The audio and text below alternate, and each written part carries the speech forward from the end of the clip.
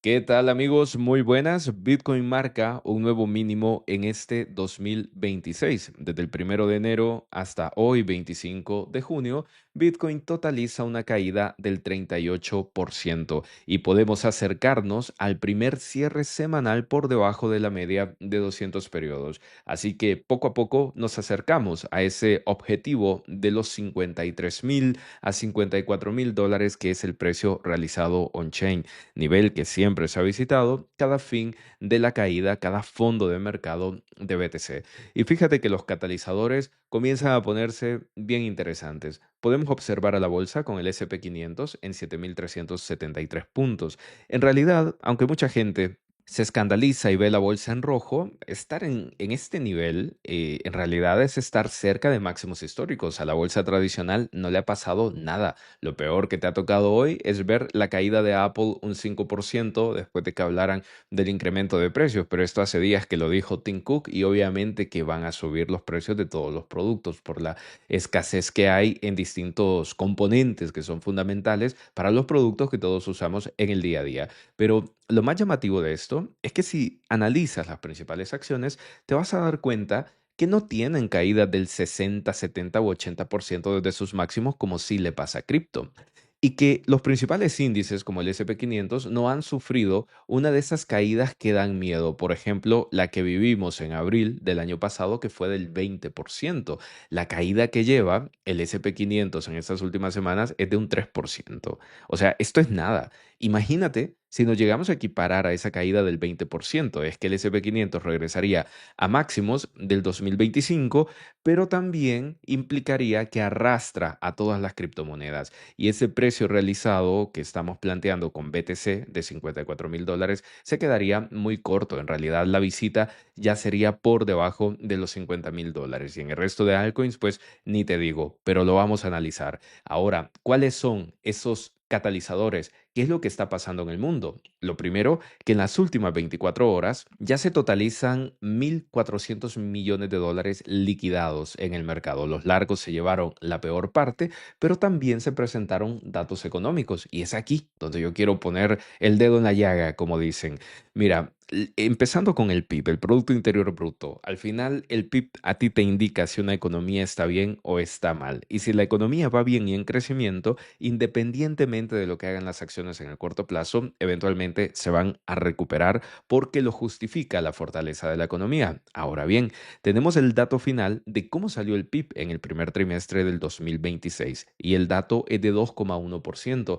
Es un dato que está por debajo de la mitad de lo que hubo en el tercer trimestre del año pasado. Pero ojo, es muy superior a lo que tuvimos en el cuarto trimestre del año pasado. ¿Y por qué estamos hablando de estos tiempos? Porque recuerda que al final este es un dato retrasado. Estamos viendo los datos de los últimos 3 meses. Entonces aquí te dice cómo se comportó la economía en enero, febrero y marzo del 2026. Lo que ha pasado en abril, mayo y junio es un misterio, pero nos vamos dando una idea con el dato de tiempo real de la FedNow, por ejemplo, que nos va ayudando un poco a entender cómo marcha la economía y mientras mantenga una fortaleza más o menos aceptable, pues se puede justificar de que las acciones y los negocios seguirán produciendo en el futuro. Pero el dato que asustó más fue el del PCE de Estados Unidos. Esta es una medida de la inflación mucho más amplia que el PCI que acostumbramos a ver. Es también el indicador favorito para que la Fed tome decisiones en política monetaria. Bajan, suben los tipos de interés y el dato cumplió con las expectativas. Tuvimos 4,1%, pero la mala noticia es que sigue repuntando porque en abril el dato fue de 3,8%, pero en mayo la economía, o más bien la inflación, sigue subiendo y se ubica en el 4,1%. Este dato es tan alto que tendríamos que retroceder a mediados del 2023 para ver algo similar. Entonces, imagínate la situación en la que estamos. Los mercados expectantes de tener más liquidez, de que la Fed reduzca tipos de interés, pero las condiciones inflacionarias no van a permitir una reducción de tipos. Si te vas al dato del CME, casi 30% de probabilidad de que en la próxima reunión se suban 25 puntos. Y como les comentaba hace un par de días, el Banco de América estima de que la Fed subirá hasta en 3 ocasiones los tipos de interés en lo que queda de este 2026. Si eso se cumple, bueno, va a ser el catalizador perfecto para ver esa caída final y esa sensación de que el mundo está por terminarse. También el dato del gasto personal subió de 0,4 a 0,7 en su lectura mensual y esto te habla de cómo están las expectativas de las personas, incrementando gasto antes de que todo suba de precio y eso no ayuda para relajar la inflación. Ahora, ¿qué otra cosa no ayuda a nivel de cotizaciones? Es el sentimiento. Mientras grabo este vídeo, tenemos 16 puntos de miedo extremo. Hemos estado, quiero recordarte, en 9, 8 puntos hace unos meses. Entonces no ha sido el peor puntaje que vimos. Incluso aquí CoinMarket mide en febrero 5 de este 2026 una lectura breve que se registró ahí de 5 puntos. Pero bueno, lo importante es que sepas que en estas condiciones de mercado, cualquier cosa que asuste, cualquier titular que la gente se ponga alerta, va a empujar las cotizaciones rápidamente hacia abajo. Se agota la liquidez y las caídas son mucho más fuertes y breves. Entonces debes de estar preparado para vivir esta etapa.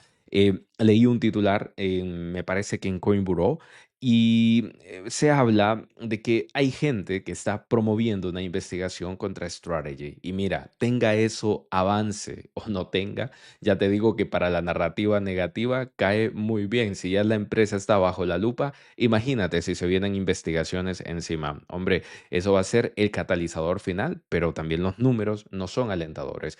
Y es que la caída ya es de un 21%, holdeando una pérdida no realizada de 13.600 millones de dólares. Saylor está bajo el agua ahora mismo. Cada Bitcoin que él compró le costó 75.600 dólares, pero Bitcoin está cotizando entre 59 y 60.000. Y si viene una caída más importante, pues esta pérdida se va a extender hasta un 30 a 35% dependiendo de esa profundidad. Y como mencionamos en otros vídeos, si Saylor también se mete a esto de vender algo de Bitcoin, pues la caída será bastante, bastante peor. ¿Qué podemos decir de Bitmain? O sea, el pobre Tun Lee está viendo cómo de los 19.200 dólares que ha invertido, lleva una pérdida del 53% que equivale a 10.300 dólares. Pero no siendo tan alentadora la cosa, su precio promedio por Ethereum es de 3.394 dólares. Está muy, muy lejos, más de un 50% de distancia del precio actual que tiene Ethereum.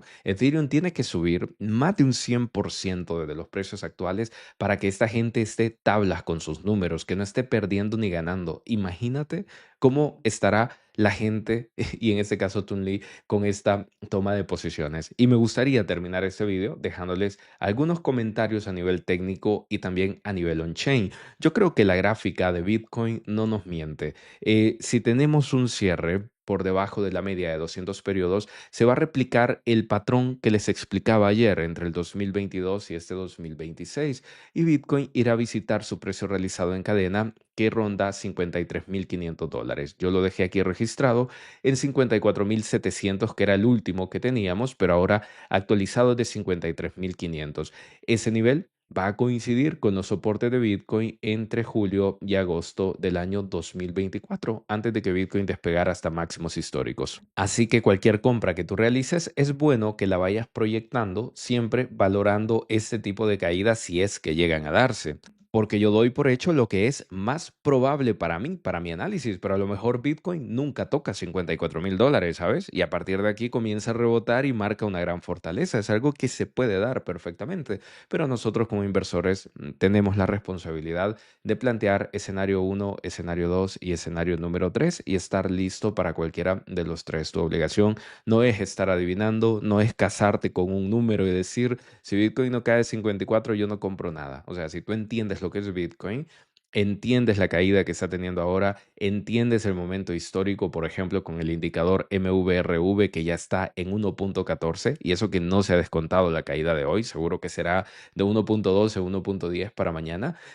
Si entiendes estas cosas y sabes que estamos en un mínimo histórico, yo estoy seguro que no te van a detener una distancia de $5,000 para empezar a comprar Bitcoin. Hombre, mira el costo de oportunidad. Si el fondo está en 54,000 y Bitcoin, tú te lo imaginas en el futuro, por lo menos repitiendo máximos históricos, ¿qué más da? Adquirirlo en 59 o en 54,700. En lo personal, yo no me la juego ni haré apuesta de resistirme a comprar Bitcoin si Bitcoin no cae en 54,000. O sea, mi estructura, y ya te la expliqué en otro video que te la dejo aquí en la esquina superior derecha, es identificar varios tramos para Bitcoin y tener definido ese capital para hacer compras mientras lo voy acompañando con un DCA diario. Eso en mi opinión. Por lo tanto, aquí vamos a esperar el cierre de semana de este finde. Si Bitcoin cotiza por debajo de la media de 200, lo más probable, o sea, la mayor probabilidad va a que Bitcoin eventualmente bajará hasta este precio realizado en cadena. Y a partir de aquí, amigos, sí, ya estaremos construyendo ese fondo de ciclo de mercado y se va a convertir en una oportunidad histórica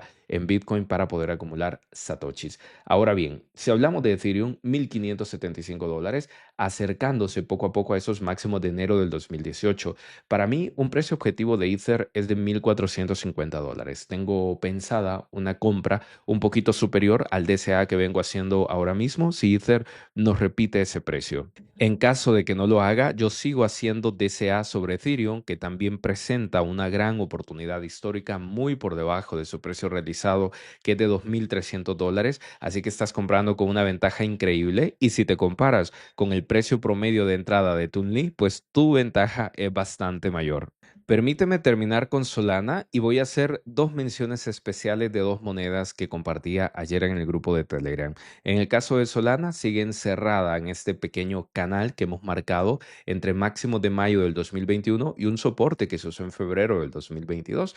Si te fijas, el rango es de 75 a $60. Así que esta es una zona de acumulación bien interesante para Solana. Hay proyecciones de caídas hasta $50, pero la realidad es que no tenemos un soporte histórico de $50 para Solana, donde sí hay algo que es histórico semanal muy fuerte, son $25, pero esos $25 yo solo los vería en un contexto de crisis global donde las bolsas también se derrumben. De lo contrario, en condiciones normales, Solana tendría que moverse no menos de $50 durante estas caídas de mercado. Y ya te digo, si se va más allá de los 50, pues hombre, ahí queda a voluntad de cada uno como lo quiere aprovechar. Solana tiene precio promedio en cadena de $125 aproximadamente, así que estás comprando con un descuento casi del 50%. De verdad que es un número histórico en sol. Y les mencionaba de dos monedas. Hablando del top 10, XRP. XRP está en dólar con 3 centavos. En la nota de voz de ayer en Telegram les compartía de que observaba XRP ya con estos cierres por debajo de la media de 200 periodos, que iba a visitar el dólar, incluso estar debajo del dólar, y que en relación al precio promedio, que es de 1,40, ya estarías acumulando XRP en un precio más interesante. Todo lo que sea debajo del dólar, pero un soporte muy sólido está en 85 centavos, así que yo no me confiaría. De todas formas, todo aquel que empiece a acumular XRP desde ahorita, desde el dólar, pues ya está comprando con ventaja en relación al precio promedio que han pagado los demás. Y la otra es BNB. No te miento, mi última compra de BNB se ejecutó en $550 con un centavo. BNB tiene un precio promedio en torno a $445, perdona, en $545 aproximadamente. Y el dato que les decía es que BNB casi nunca en su historia tocó su precio realizado en cadena y casi nunca lo perdió, pero esta es una de las ocasiones donde está más cerca de ese precio realizado en Chain, así que cualquier precio por debajo de $550, incluso el precio actual, puedes considerarla como una oportunidad de ciclo en el contexto de esta moneda, que recuerda que representa los intereses de Binance. Si a Binance le va bien, si Binance sigue vivo, si Binance crece en el futuro, entonces evidentemente a BNB le irá bien, se verá reflejado. Si Binance desaparece o cualquier problema que tenga, BNB lo va a descontar muy rápido, así que no olvides ese detalle. Y pues amigos, sobre el resto de altcoins ya tendré un video para hablar de ellas. No me he olvidado de AVAX, Cardano, Aero, Aave, todas están haciendo cosas bien interesantes y obviamente que la voy a citar en el próximo video. Ahora es su turno de opinar. ¿Cómo ven el mercado? ven una caída más prolongada desde aquí o les parece que ya estamos tocando fondo y que solo estamos exagerando con el tema del miedo. Encantado de leerte en la cajita de abajo y te veo en el próximo.